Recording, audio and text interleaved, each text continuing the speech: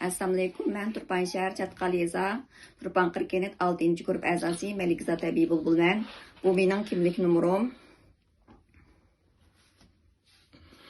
Bu mening 2018-yili bitirgan pasportum. Buning vaqti 10 yil vaqt tutuşup 2017-yili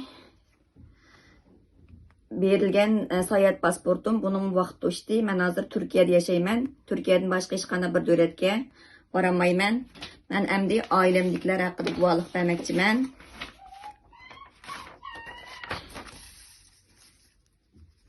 Bu mening akam Mehmet Tabiy Bulbuldu.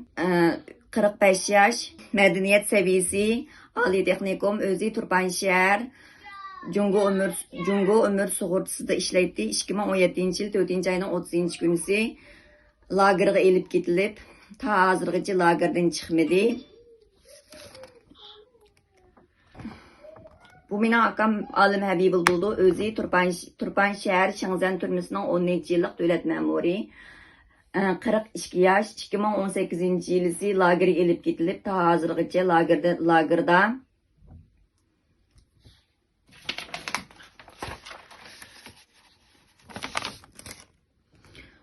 Bu mening acham Mihray Habib Bulbuldu. Özü Turpan shahar Idiq saqchixonasining 10 yillik davlat kadiri.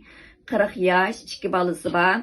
2018-yili lagerga elib ketilib, ta hozirgacha lagerdan chiqmadi.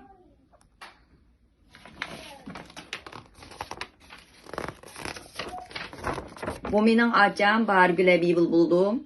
2017-yili 4-ayning 6-ayning 11-kunisi lagerga elib ketilib, ta hozirgacha lagerdan chiqmadi. 2 ay ilgari sud echilganlik xabarini aldım, lekin hozirgacha uning turmidimi yoki lagerdimi aniq bilolmay qoldim. Acamning tutilib ketish sababi men 2015dan beri vatanga Turkiya kiyim-kechaklarni to'pmal taqtatdim. O'zimning undarini acamning bank kartasiga bağılğanlığım üçün acamning bank kartasiga pul kirib ketib, 2016-yili acamni 2 kun so'roq qilib qo'yib berib $20,000 pulimizni to'ng'iltib etgan. 2017-yili 6-ayning 11-kunisi lagerga elib ketilib, ta hozirgacha lagerdan chiqmadi.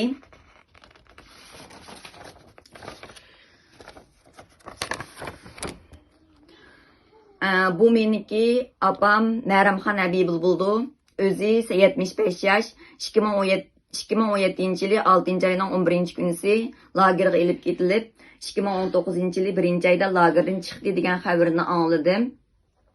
O'turdiksi atam Habibul Abdul Buldu. Özü 80 yaş, Chatqal yeza Paytsoning 30 yillik davlat ma'muri. Özü 2018-yili lagerga elib ketilib, 2019-yili 1-ayda lagerdan qo'yib berdi degan xabarni angladim, lekin ta hozirgacha ular bilan aloqalashib boqmadim.